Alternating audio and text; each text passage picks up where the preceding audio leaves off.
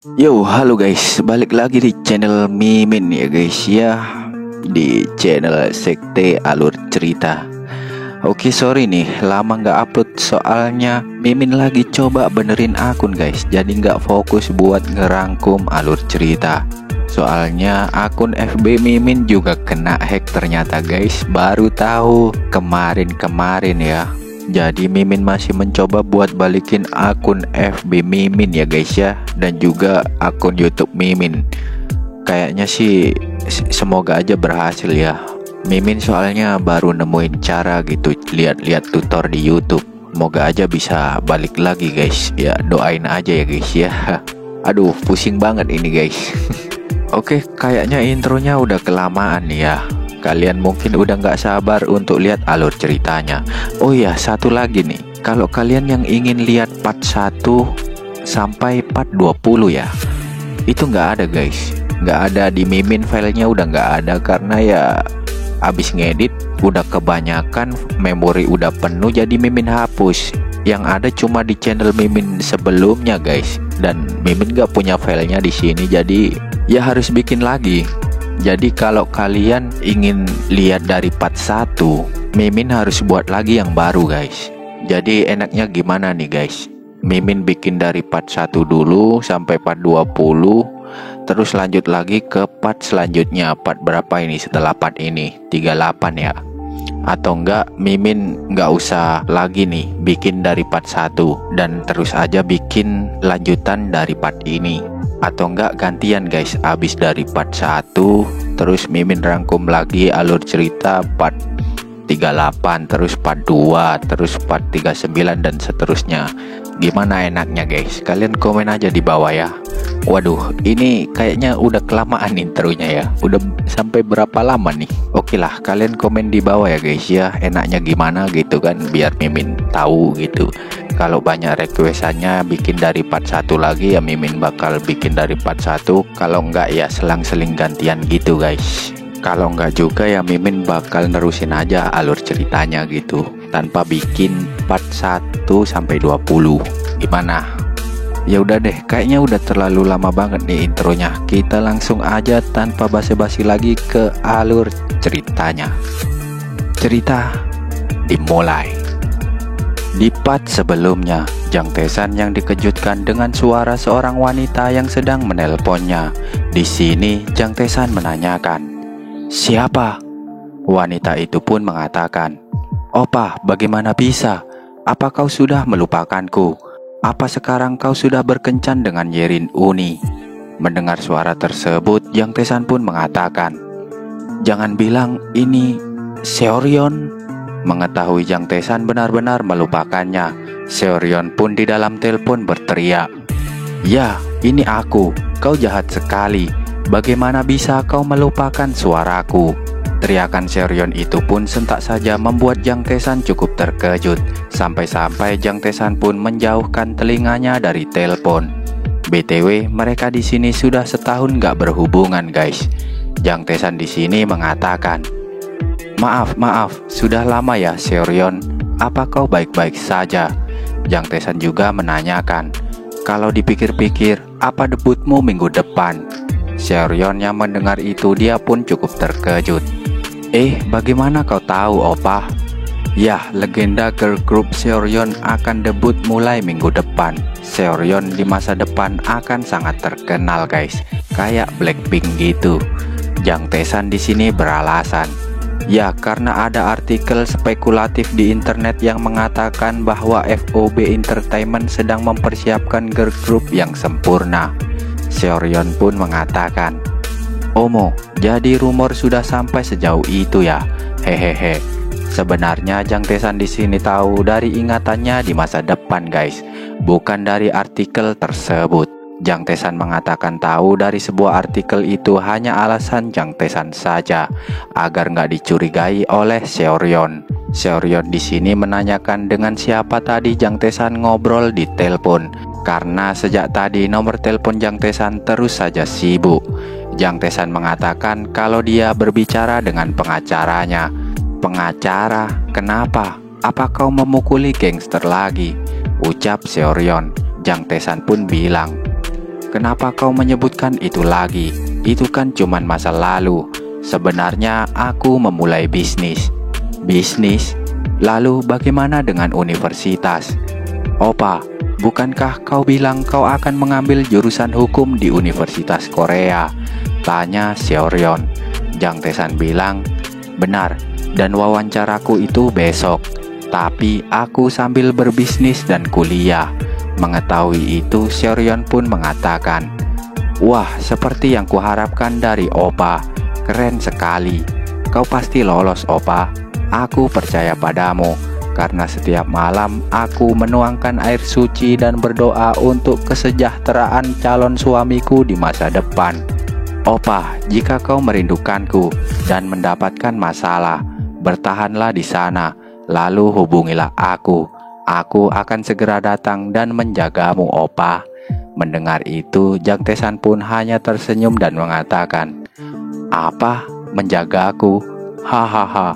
Seoryeon bilang, ya, apalagi ketika Opa pergi ke wajib militer nanti, aku akan tampil di konser hiburan dan menjagamu. BTW, pria di Korea memiliki 2 tahun wajib militer, guys. Dan terkadang girl group tampil untuk menghibur mereka di sana. Tak selang lama, tiba-tiba Seoryeon mengatakan, ah, Opa, aku akan menutup teleponnya sekarang karena manajer kami sudah di sini. Mari kita bicara lain kali. Dan jangan lupa bahwa aku sangat mencintaimu. Dalam hati Jang Tae-san yang mendengar ucapan Seoryeon itu, dia pun mengatakan dalam hati, ho, dia sangat lucu sekali. Kemudian scene pun berpindah. Keesokan harinya, terlihat di sebuah kampus universitas hukum yang sangat bergengsi dan cukup terkenal di Korea. Banyak orang-orang yang sedang mengantri untuk melakukan wawancara di universitas itu. Aturan untuk masuk ke universitas ini sangat ketat, guys. Dan Mimin di sini nggak akan jelasin peraturannya kayak gimana. Soalnya cukup panjang banget dan nggak penting juga. Lagian kalian para pendengar juga nggak bakalan ada yang mendaftar di universitas ini kan? Karena universitasnya cuman ada di sini, ya di manhwa ini. Tapi intinya kalau gagal saat ujian masuk ke universitas ini, mereka tidak akan bisa mengulanginya lagi.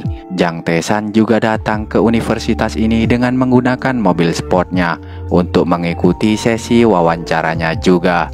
Setibanya di sana, Jang Tae-san melihat di hadapannya sedang banyak orang yang sedang ketar-ketir saat menunggu dan ingin melakukan sesi wawancara mereka. Melihat hal tersebut, Jang Tae-san berkata dalam hati, aku tidak percaya. Aku memiliki wawancara untuk jurusan hukum Universitas Korea. Syukurlah untuk kehidupan keduaku, aku dapat mengalami ini. Tak selang lama, ada seseorang yang mengumumkan kalau sesi wawancaranya akan segera dimulai. Sesi wawancaranya akan segera dimulai. Nomor 1 sampai 5 silakan masuk, teriak orang tersebut. Di sisi lain, Jang Tae-san sedang berjalan santai sambil mengatakan, ini bahkan bukan wawancara kerja, tapi semua orang sudah berpakaian rapi. Namun di tengah Jang Tae-san sedang berjalan santai itu, tiba-tiba saja Jang Tae-san melihat orang-orang sedang beramai-ramai menyaksikan seorang gadis cantik yang baru saja muncul dari gedung universitas. Jang Tae-san yang penasaran, dia pun ikut-ikutan ngeliat. Dan saat mengetahui kalau wanita yang sedang ditonton itu adalah Lee Ye-rin, Jang Tae-san pun sangat terkejut dibuatnya. Ye-rin Sanbe, ucap Jang Tae-san dalam hati. Ye-rin di sini menyapa semua orang. Halo semuanya. Mereka yang disapa Lee Ye-rin mukanya memerah, guys. Ah, ya, halo juga. Apa ada yang bisa kami bantu? Balas mereka. Pokoknya di sini Lee Ye-rin udah kayak artis, guys. Tapi udah pecah segel sama Dong Seong. Kasian deh lo yang nggak tahu. Ho. Salah seorang yang mengenal Lee Ye-rin di sini bertanya ke Lee Ye-rin, bukankah kamu pergi ke si Lim Dong? Tapi kenapa sekarang kamu ada di sini? Ye-rin menjawab, ah, ini cuma kunjungan singkat kok. Soalnya junior dari kampung halamanku akan ada wawancara di sini. Mendengar itu, semua orang pun bertanya-tanya, junior dari kampung halaman? Kemudian Lierin pun berjalan ke arah kerumunan banyak orang dan menuju ke salah satu orang dalam kerumunan itu. Lalu dia pun berhenti tepat di hadapan salah satu orang yang ada dalam kerumunan itu. Ya, kalian semua pasti sudah tahu, dia adalah MC kita, Jang Tae-san. Tentu saja Jang Tae-san di sini sangat terkejut dan berkata dalam hati, "Hah? Situasi macam apa ini?" ucap Jang Tae-san dalam hati. Udah kayak di sinetron-sinetron aja ya guys ya. Iya, tapi ini kan manhwa ya guys ya. Ya nggak beda jauh lah.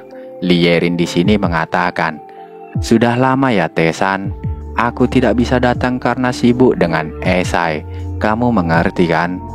Lierin pun tersenyum kayak marmut ke Jang Tae-san. Kemudian Jang Tae-san di sini pun mengatakan, "Hah? Kenapa juga aku harus mengerti?" Kayaknya Jang Tae-san di sini lagi sundere guys. Lierin pun cukup terkejut dengan perkataan Jang Tae-san itu dan dia pun mengatakan, Apa kamu sedang kesal?" "Puff, baiklah, ayo makan siang bersama setelah wawancaramu ini. Banyak yang masih harus kita bicarakan, bukan?"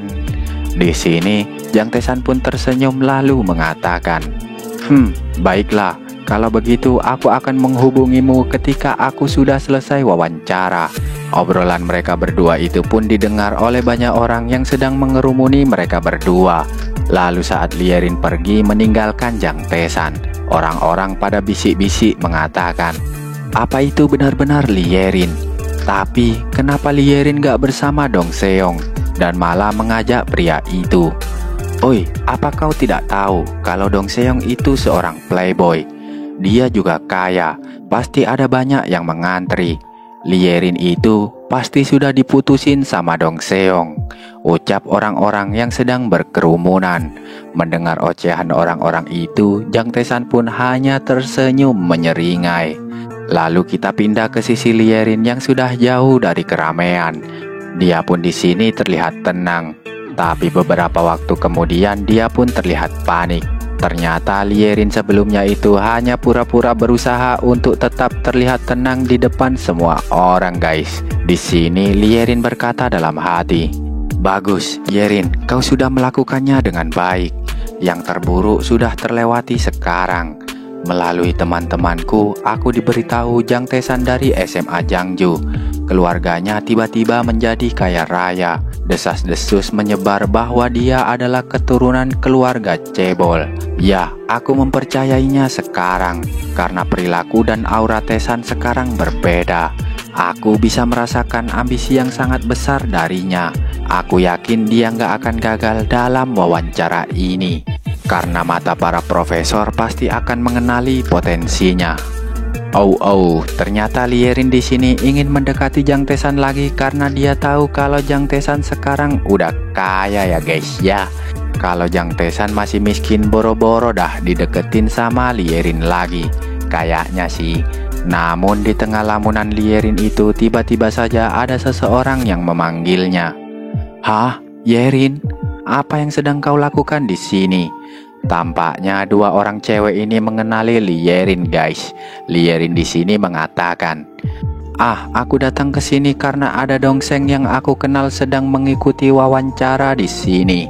BTW Dongseng dalam bahasa Korea biasanya digunakan untuk seorang adik atau terkadang juga digunakan untuk panggilan seorang laki-laki atau perempuan yang lebih muda guys. Ingat ya guys ya, Dongseng bukan Dong Seong. Beda ceritanya kalau Dong Seong guys. Dia mah orang yang udah enak-enak sama Lierin." Kedua cewek ini pun mengatakan, "Apa? Dongseng? Dongseng saudaramu?" Lierin bilang, Bukan, dia adalah seorang junior dari lingkungan tempat aku tinggal dulu." "Oh, jadi junior dari lingkunganmu dulu ya? Apa Lierin gadis yang berkemauan keras tertarik padanya?" tanya salah satu cewek itu. Lierin yang berusaha pura-pura mengelak hal tersebut mengatakan, "Dia hanya seorang Dongseng kok, hehehe," ucap Lierin. Tapi mereka berdua yang seakan masih tak percaya. Mereka pun mengatakan, "Benarkah? Melihatmu seperti itu tampaknya aku juga mengenalnya." Tak ingin berlarut-larut, Yerin pun berusaha untuk mengganti topik. Ngomong-ngomong, ada apa dengan kalian berdua? Kenapa kalian kemari? Mereka berdua pun mengatakan kalau mereka berdua kemari hanya untuk memastikan rumor. Mendengar hal tersebut, Yerin pun bertanya, "Rumor? Rumor apa? Kau tak tahu ya? Katanya ada seorang pria yang terlihat seperti model muncul di fakultas kami. Kami diberitahu mereka yang mengikuti wawancara bersamanya lewat pesan." "Ah, begitukah?" ucap Yerin yang sepertinya tahu orang yang sedang mereka bicarakan itu. "Ya, siapa lagi ya guys ya, kalau bukan MC kita Jang Tae-san." Dalam hati Yerin mengatakan, "Kali ini aku tidak akan melepaskannya." Yakin gak bakal ngelepasin Jang Tae-san lagi. Ntar kalau ada yang lebih kaya, ditinggalin lagi tuh Jang Tae-san. Iya gak guys? Kan rada-rada matre nih si Yerin. Kemudian scene pun berpindah di tempat Jang Tae-san. Terlihat saat ini Jang Tae-san sedang memasuki ruang wawancara, sambil dia senyum-senyum kayak orang gila. Maksud Mimin senyum-senyum percaya diri. Jang Tae-san di sini berkata dalam hati, "Wawancara sekolah hukum ya, ini membuatku lapar."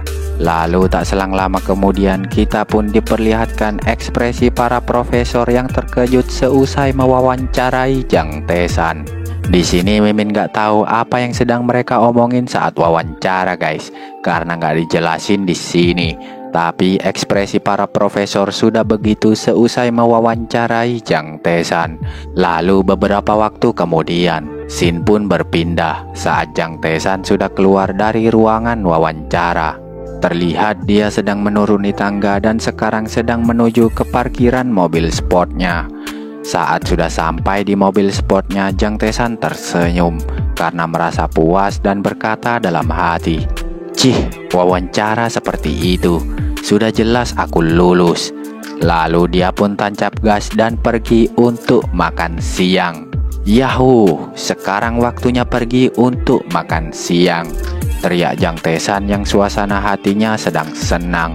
Mungkin karena lulus wawancara kali ya, Mimin gak tahu juga. Tapi saat Jang Tae-san lagi ngebut dan ngedrive untuk berbelok, tiba-tiba saja dia melihat Yerin di belokan itu. Sentak saja membuat hati Jang Tae-san yang tadinya senang sekarang jadi kalut. Jang Tae-san pun mengingat kembali janjinya yang akan makan siang bareng Yerin sebelumnya. Mimin kira di sini Jang Tae-san bakal putar balik atau mundurin mobilnya untuk menjemput Yerin guys. Tapi ternyata Jang Tae-san di sini nggak senaif itu. Dia malah terus tancap gas sambil berkata dalam hati, "Sayangnya aku tidak bisa menepati janjiku dengan Yerin. Dia sudah mengganti nomor telepon dan aku tidak memilikinya. Jadi bagaimana aku harus menghubunginya? Benar kan?" Dan ngeng, Jang Tae-san pun ngebut tancap gas sampai-sampai anginnya membuat baju dan rambutnya Yerin pun berantakan. Apakah yang akan terjadi pada mereka berdua di episode selanjutnya? Tetap saksikan kelanjutannya di channel Mimin ini ya guys ya. Dan setelahnya cerita pun bersambung.